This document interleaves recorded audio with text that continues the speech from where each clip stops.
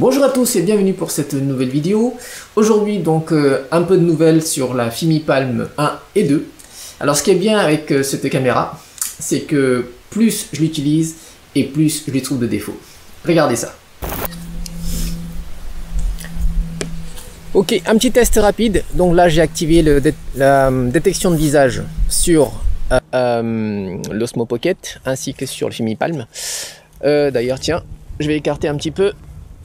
Je tiens donc le FimiPalm à droite et l'Osmo Pocket à gauche. Nickel. Allez, donc là je teste en même temps la détection de visage, mais aussi le son. Donc j'ai branché deux adaptateurs qui vont avec chaque caméra, et ainsi que le micro Edutige ETM001. Là, comme vous avez pu voir, il y a une désynchronisation audio assez grave. Alors d'habitude je filme en 25 images par seconde en 4K, donc quand il y a une désynchronisation au montage, je vois qu'en fait l'audio a été enregistré sur 24 images par seconde. Donc il suffit que je resynchronise les 25 images à 24 pour que le son et l'image correspondent. Donc il faut quand même un petit post-production derrière. Là cette fois-ci par contre j'ai filmé en 50 images par seconde, et là pour le resynchroniser c'était un peu plus compliqué. Donc voilà, faites attention quand même. Alors j'ai refait une dizaine de tests derrière, en filmant à 50 images par seconde avec des vidéos de plus de 5 minutes, et cette erreur ne s'est pas reproduite. Donc comme quoi c'est vraiment une erreur qui est aléatoire. Je sais pas pourquoi ça produit comme ça, et sur les autres fois il n'y a rien, tout va bien. Je suppose que c'est un souci qui peut être réglé avec une mise à jour de la part de Fimi, sauf que, et c'est là qu'on arrive sur le deuxième point, visiblement il n'y a plus de mise à jour sur le FimiPalm depuis août-septembre 2020. En gros, on arrive sur le dernier firmware qui est le V1125 quelque chose, enfin. D'ailleurs, à ce propos, si vous avez une FimiPalm, ne mettez pas à jour sur le dernier firmware. Donc j'ai entendu partout que le dernier, en fait, il n'améliore pas forcément le son. Voilà, après sur les autres aspects, j'ai pas vu. Donc je suis resté à la version V1124, pour moi, qui est pas mal. Enfin, elle est stable, c'est une version qui est stable, hein. Et je suis très content avec ça. Bon, mis à part, bien sûr, ce petit bug de désynchronisation aléatoire, je précise, parce que ça ne se produit pas à chaque fois. Du coup, je pense que pour la solutionner, enfin pour ne plus avoir cette désynchronisation, je vous conseille peut-être de filmer à 24 images par seconde, vu que le son, comme j'ai pu voir en post-production, c'était à 24 images. Peut-être qu'en enregistrant à 24 images par seconde, vous n'aurez plus de désynchronisation. Voilà, à savoir. Alors, troisième point, toujours lié à cette absence de mise à jour, c'est qu'aujourd'hui, sur le FimiPalm, si vous intégrez un micro externe, faut savoir aussi qu'à chaque fois que vous enregistrez avec le micro externe, il faudra l'enlever et le remettre. Sinon, les micros externes n'est pas reconnu. Et donc vous passez en micro interne, qui est absolument dégueulasse sur le FimiPalm.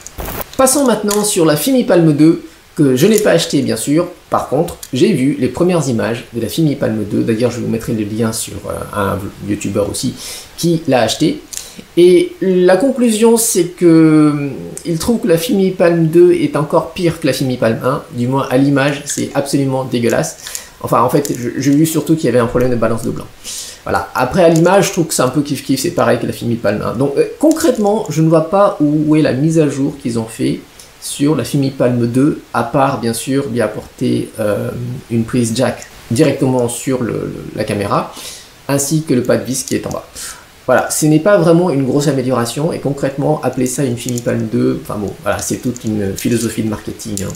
D'ailleurs, on peut aussi en reparler par rapport à l'Osmo Pocket 2 aussi, je veux dire, ok, ils ont ajouté un grand angle un peu plus large que l'Osmo Pocket 1, après, ils ont amélioré quelques points d'ergonomie, comme le bouton d'allumage, ok, et 4 micros, bien sûr.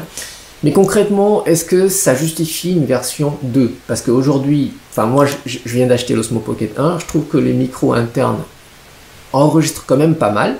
Bon, je dis pas que c'est le panacée, mais pour une utilisation familiale, c'est tout à fait convenable. Et quand vous ajoutez un micro externe, ça encore mieux. Donc là par exemple, cette vidéo a été enregistrée sur une Osmo Pocket avec un micro externe. Comment vous trouvez le son? Voilà, ça se tient. Donc aujourd'hui, si vous voulez vous acheter une petite caméra pour une utilisation familiale, polyvalente, et que vous avez un budget de 150 à 200 €, je trouve que c'est quand même plus viable d'investir un peu plus et acheter notamment chez DJI, parce que je trouve que leur produit est quand même qualitativement supérieur. C'est sûr que l'Osmo Pocket 1, quand il était vendu à 400 €, bon, c'est peut-être un peu cher par rapport à la Fini, mais à 150 €, il n'y a pas à hésiter. Alors récemment, je me suis acheté des coupe-vent.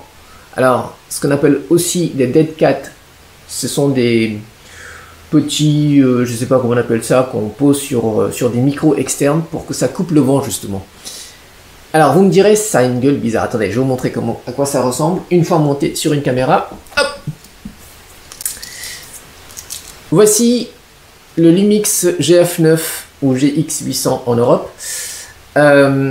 Donc sur ce genre d'appareil par exemple, donc qui correspond à une sorte de compact expert, vous n'avez pas d'entrée micro. Donc pour tout ce qui est enregistrement sonore, bah, vous n'avez que les micros internes. Donc sur cet appareil, j'ai installé 2 coupe-vent pour atténuer le vent, notamment pour filmer en extérieur.